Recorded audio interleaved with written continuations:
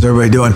I'll just let you guys start. We'll start with Oregon State. If you guys have any questions, you can ask me on that, and then if not, we'll just move to Utah. So I'll put it on you guys. What did you see on the tape once you kind of got a chance, especially maybe in the second half where you were starting to roll in some other guys? Yeah, that's kind of what we saw, rolling some other guys in. And,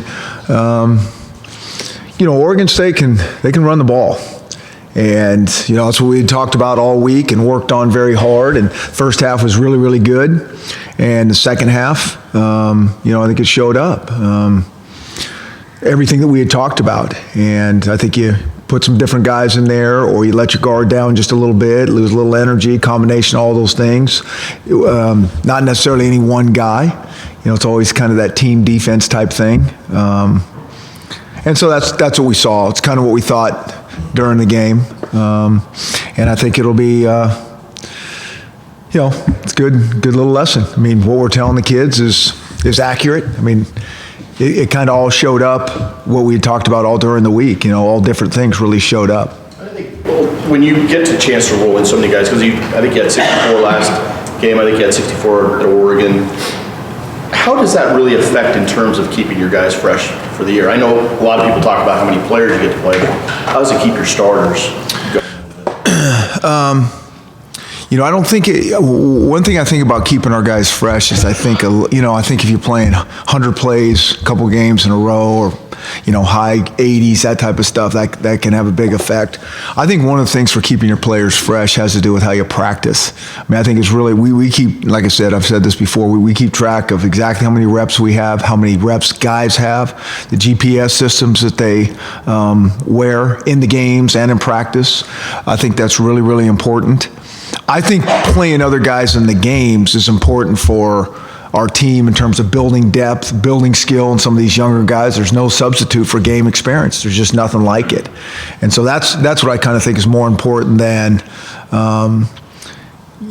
just saving your guys for the season as it goes on in terms of reps and those type of things. Do you have an approach or kind of a strategy broadly about how, when a game is, you're comfortable, I don't know if you're ever comfortable, when you're comfortable, and you're going to start rolling these guys in, rolling them in as units versus individually, because obviously you'll see different results, right? Mm-hmm. If you put an entire defensive backfield, second or third team versus individually. How do you look at that? How do you plan for that? Yeah, I think each coach kind of does it.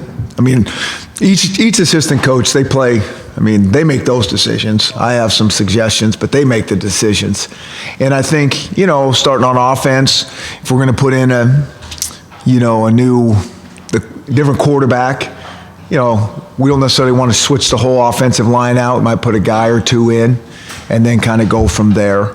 And I think the same thing in the secondary. I don't think Coach Lake just mass substitutes all those guys. Eventually they might look like a whole different secondary, but it kind of goes individually and away we go. What did you see on the block punt and the onside kick? Yeah, we just had an assignment error, day one, base stuff. And it's like, wow, really?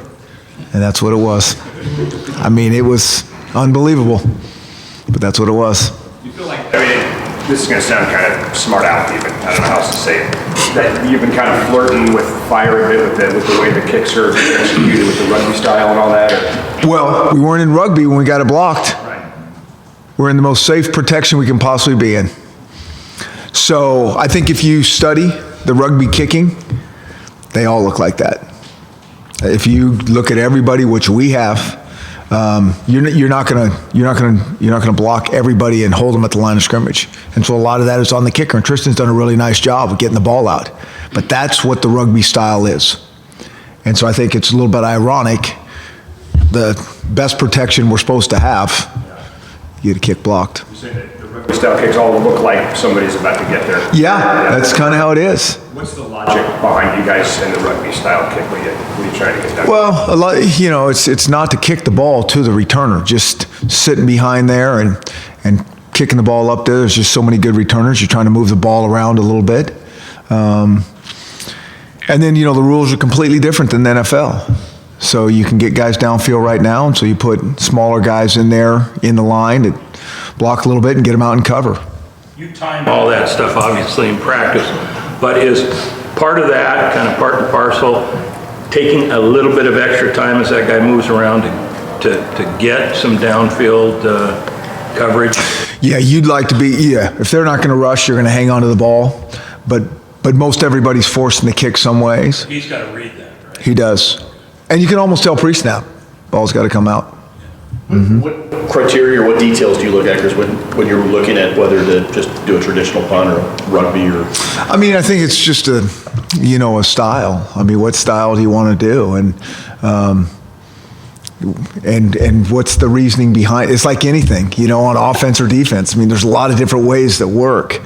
Do you want to have two gunners and keep everybody else in there and kind of pocket protect? And, that should be good protection, which it wasn't for us.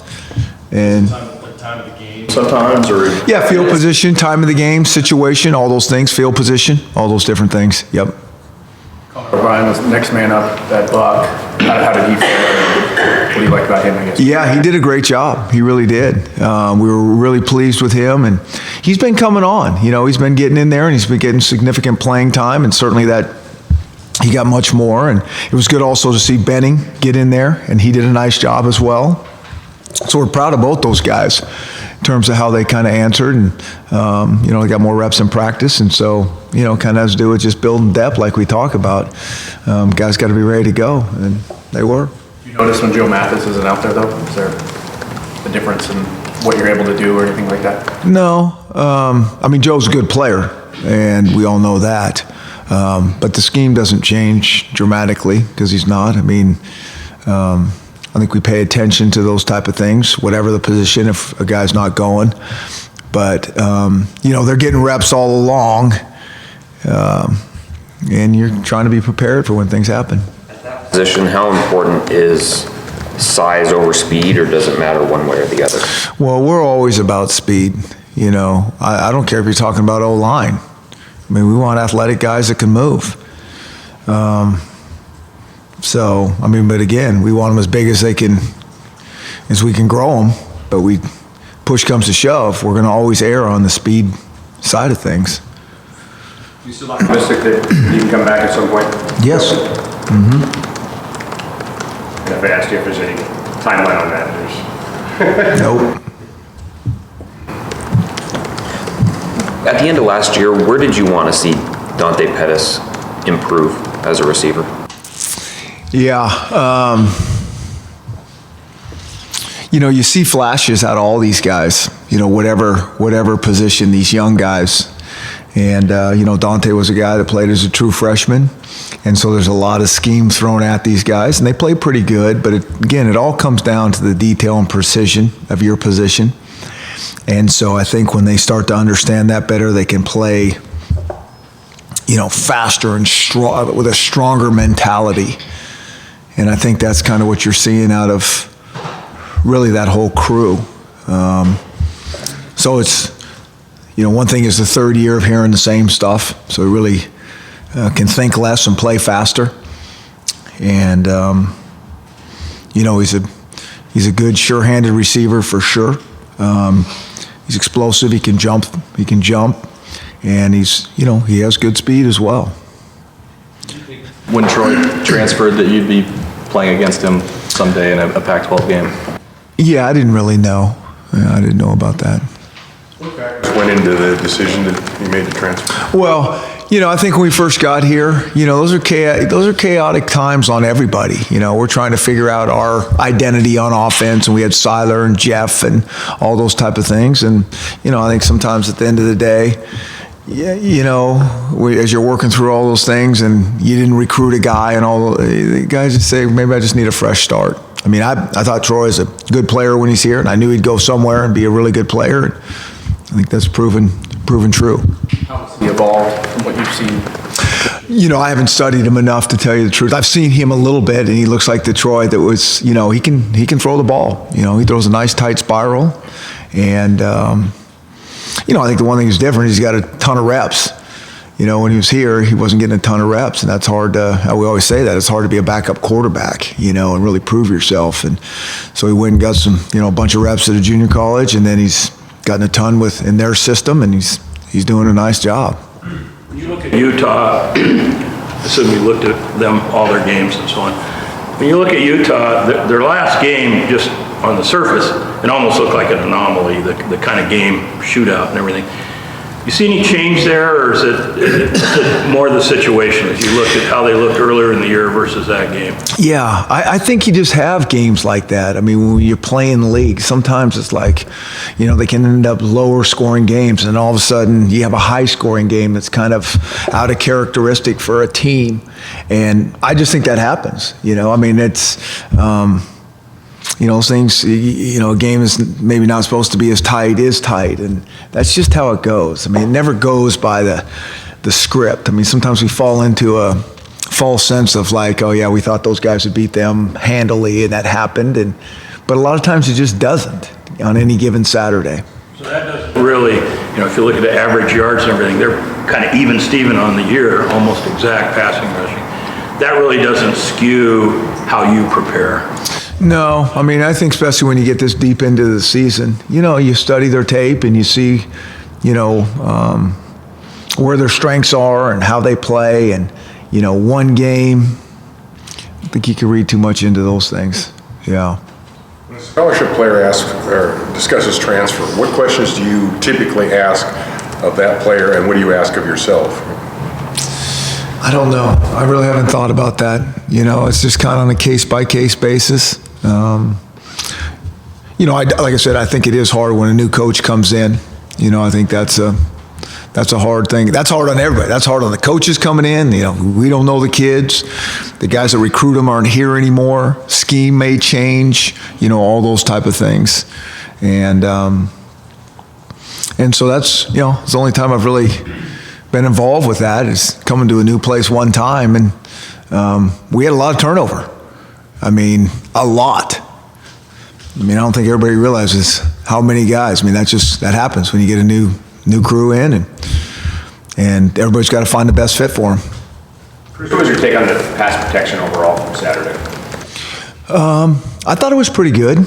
I think we missed one or two things. But it was okay. Some of the style was a little bit different, throwing the ball downfield a little bit more, which is going to, they're going to get around you, get close to you. Jake's always going to scramble a couple times a game and get out of there.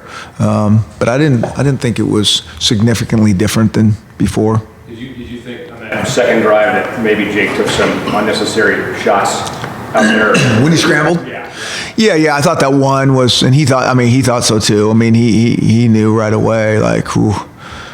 You're playing with fire there. I mean, that's not what he's out there for. What is Utah's front seven just kind of pose as far as the challenge? Yeah, they're big, strong guys. I mean, and they're, I think we'd like to be like this too. You got to be able to stop the run first and foremost, and they're really good at that. And then you got to try to figure out how to get pressure on the quarterback when they're going to throw it, so your DBs don't have to hold up forever. I think it's kind of similar. I mean, I think they're similar styles, both teams, in terms of their, what we're trying to get done and some of the scheme type of things. Stopping the line of press, you ever experience anything like what Joe Williams is doing at Utah, coming out of retirement? Well, you want to talk about, reps and staying fresh for the season, it worked out pretty good,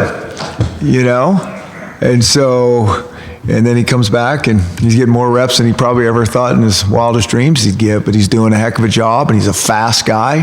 He obviously knows their stuff inside and out. Like I said, that's just kind of one of the weird things that can happen in a career or a season, the twists and turns that a season takes. And, good for him to be able to finally get in there and really show, how he can play. And he's a heck of a player. When you, through the first half of the season, through good play of your offensive line and maybe opponents, Jake didn't have a whole lot of pressure on him on a regular basis. He quite often had time and so on. You as a coach know it's not going to be like that every game. What are the things you do to kind of make sure your quarterback and receivers are prepared when that changes a little bit. Well, yeah, it always has to do with, people's blitz packages. I mean, that's where it starts with. I think that's when guys are really starting to get pressure on you. There's a different variety of blitzes and being able to identify them and change protections and push the protection different directions and all those type of things. And so there's a lot of mental gymnastics going on out there. And usually if you can get that thing really clean and right and correct, you got a pretty good chance. I think a lot of times that's where you see some of these physical errors come up is they might not have identified it quickly, and there's still some thinking going on, and you get on edges and you don't pick it up cleanly. But then when they're going to bring more guys at you, I mean you're not going to get a bunch of double teams, and so the guys are only going to hold up so long. I mean we tell our quarterback that all the time. I mean, when the pressure comes, you only have so long. That's fine to draw it on the chalkboard and you got everybody picked up, but that's only going to happen about this long. You better get rid of the ball. So. I'm sorry. Are you looking at this as the toughest test you face this year? Yeah. They're the next opponent. No, I think so. I mean, I think the record proves out. Going on the road, I mean, that's a really great environment to play in, all those type of things. I mean, you got to cross the board so this will by far be their toughest test so far. You added the college game day element. I know, if I remember right, Boise hosted one of those. Do you remember anything that maybe made that a little bit more special than a normal college game day? Well, I know the fans will be really excited. I mean, that's usually what happens. It brings quite a bit of energy to the stadium, and I think there's going to be really good energy in that stadium, whether game day came or not. And so this probably just pours a little more energy into the stadium. I don't know if you call it the Wildcat or not, but the direct snap. Yeah. So are you getting everything out of that you want? Yeah. It's just another way for him to get ball in his hands, and we'll always have some sort of package, for the most part. Is that just about what's happening on that play, or is that also about maybe setting stuff up down the road? Yeah, there's always the next move. As we move forward on those type of things, yeah. Anything else, guys? All right. Okay, thank you, guys.